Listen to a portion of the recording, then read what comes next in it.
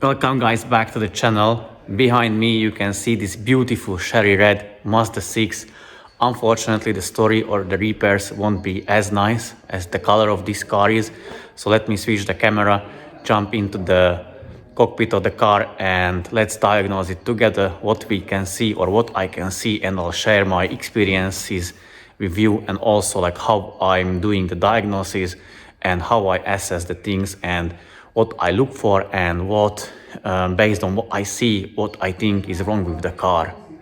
So the car has 98,000 on the clock, and first let's have a look at the fault codes. P1303 EGR recirculation calibration is faulty, then P2458, P2463, P242F, all that related to the DPF, so the regeneration duration is too long for the car, the soot and the ash accumulation. The infamous P0299, which is the underboost condition of the turbocharger. I'll talk about that a little bit later. The P0A8D is very likely related to the battery that would need replacement. Again, particulate filter, so DPF filter regeneration fault code, again P243C. Then P0106, it's complaining about the circuit. Maybe that's just disconnected, we don't know, I'm going to check that, or maybe it is too dirty, blocked with carbon. And also P2262, that is funny because the exhaust pressure sensor is replaced. So yeah, as you can see, the exhaust pressure sensor is replaced, but maybe not the most sophisticated way, so it didn't turn out the best.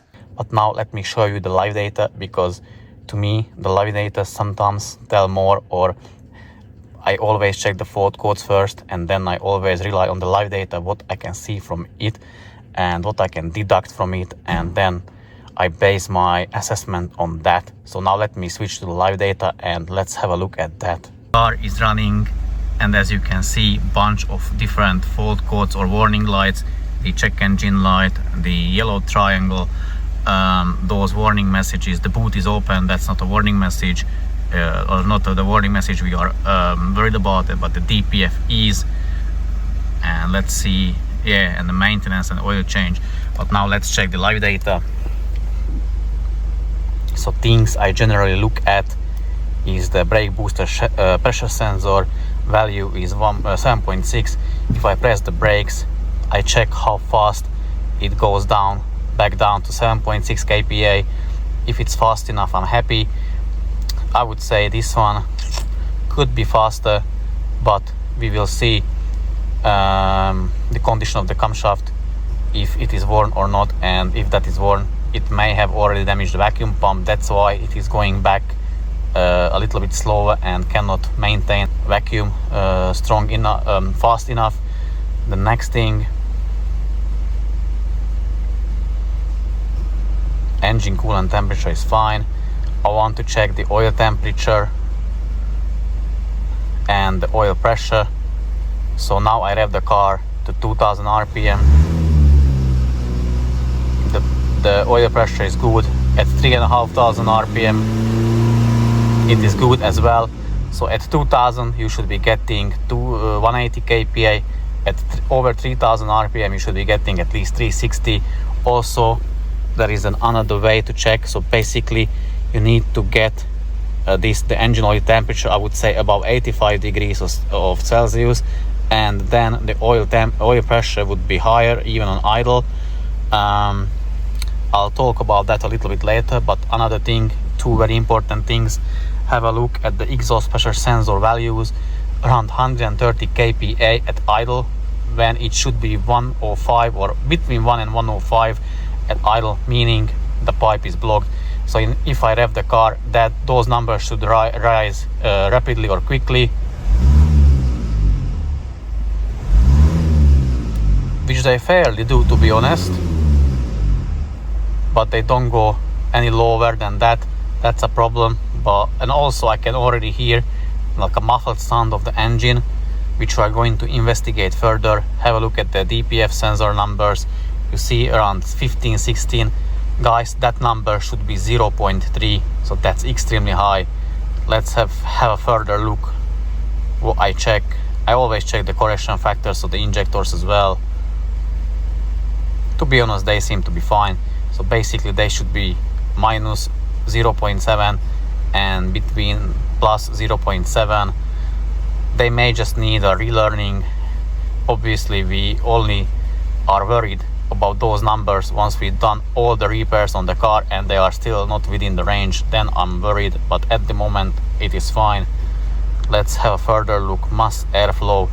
If the engine is healthy and running perfect at idle, when the car is up to operating temperature, that should be around 5 grams per second. We have it higher. The manifold, so as you can see, the desired is higher than the actual. Also, distance since the last change of oil, I'm not sure if that's the actual distance the car's done since the last oil change, or simply someone who worked on the car just didn't reset it. That can cause a problem as well, such as triggering an oil pressure warning light. And these are the numbers which are ridiculously high. The accumulation of the particulate matter, you see that it's 19. Both of them are 19 and the bottom one is 49. So basically the DPF triggers the regen when these two numbers reach, I believe, around 6.5, maybe 7. So it hasn't done a regen, and let's check for how long. That is 2070 kilometers ago, which translates to, I would say, slightly less than 1500 miles. So basically the car didn't do a regen for 1500 miles at this point. And now back to the fault codes. So basically two fault codes I want to talk about is the P0299, the turbocharger underboost condition. That is very likely, or most of the times, caused by the broken off wastegate flap, or the rivet just breaks off. Obviously the wastegate flap falls off as well, stays inside the turbocharger housing, and it cannot maintain, or it cannot close, so it creates an underboost condition. We're going to check that because that is a very big factor how long the car will be with us. And the other one is the P2262. So guys, I always say you need to know what you are doing and what you are doing and why, so the reasons. So basically whoever just done that because of that fault code, what they may have read on forums and groups, they replace the sensor. It's not enough. I can't stress it enough. It is not enough. You need to make sure that pipe underneath is free flowing of air. How we do it, we always remove the valve cover, because at the same time we can check the wear of the camshaft, and also we then change the injector washers and the valve cover gasket back to that pipe. Once we take off the valve cover, we can heat it up. We have enough space, and basically we don't melt the plastic valve cover, so we heat it up and blow air through it and make sure that pipe is clean. And yeah, the oil pressure thing. So basically the car has like two stages of the oil pressure controlling. So first stage, when it's an operating temperature, so Mazda manual says check the oil pressure between 70 and 80 degrees of Celsius. At idle you should be getting 160. At 2000 rpm you should be getting 180. Between 160 and 180, that is fine. Even if it's a little high, that's fine. Over 3000 rpm you should be getting 360 minimum. But the next stage is when basically the car turns off the solenoid and lets all the pressure, not all the pressure, but like higher pressures getting to the engine. So at idle, then you should be getting minimum 180 to 200 kPa, and then over through 2000 rpm you should be already getting that 360 kPa. If not, there is some kind of problem. Very likely the washers are blowing out or letting the gases, combustion gases, escape, build up carbon around the injector hose. Then they get washed down to the oil sump and block the strainer. Also can cause damage to the bearings. And the next thing, the DPF, why it is blocked? Very likely because of the carbon buildup. Again, I may do like a separate video where I explain all these things separately in a different video, but generally speaking, if the carbon buildup is there, the amount amount of air the engine needs cannot get there, but the fuel gets there. So the extra fuel will be like unburned fuel, clogs up the DPF. And if the car cannot regenerate, for example, you remember we had that P1303 fault code for the EGR.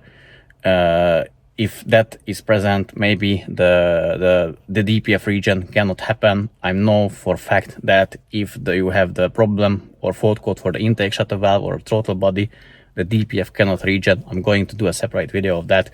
And basically it just accumulates that soot and ash and blocks and puts the car into limp mode. But now I want to see one more thing. So I'm going to ask help of Ben and we are going to record that. I'm not sure, but maybe the pipe which connects to the intake manifold below 2,500 RPM, it will be like sucked or pushed together because of the vacuum it's created in there. I'm going to check that. I'm not exactly sure if that's going to happen. And then I'm going to remove the charge pipe from the small turbocharger and want to see that flap, because the owner mentioned something that Mazda dealership already replaced the turbo or done something the turbo, and since then they fixed the problem, but it came back again. They didn't give invoice, so the owner doesn't know what has been done to it. So whatever, let me get out of the car, open the bonnet, and let's check those things. So Ben is inside the car, he's going to assist me, and now let's have a look at that pipe. Adjál neki gáz, légy.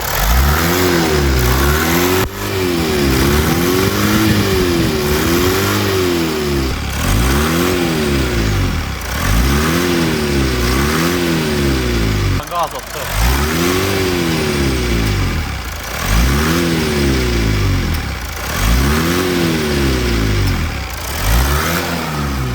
So I have done a very simple and quick and easy check. So basically remove the airbox, battery tray, disconnected that charge pipe, and let's have a look what we found. So I'm not sure, but hopefully you can see it there. The flap is broken off. Let's have a look with the camera about of the turbine wheel, but usually this means the car needs a new turbo. So I asked Ben to stick down the bore scope or the camera. Let's have a look at the turbine wheel. He said before the recording it looks like it chewed something, and he's very right. It chewed that rivet.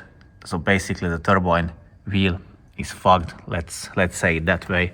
It needs a new turbo. So in the next part you can see the decision of the owner, how we went or going to go ahead, and based on his decision we are going to go ahead with the repairs he approves.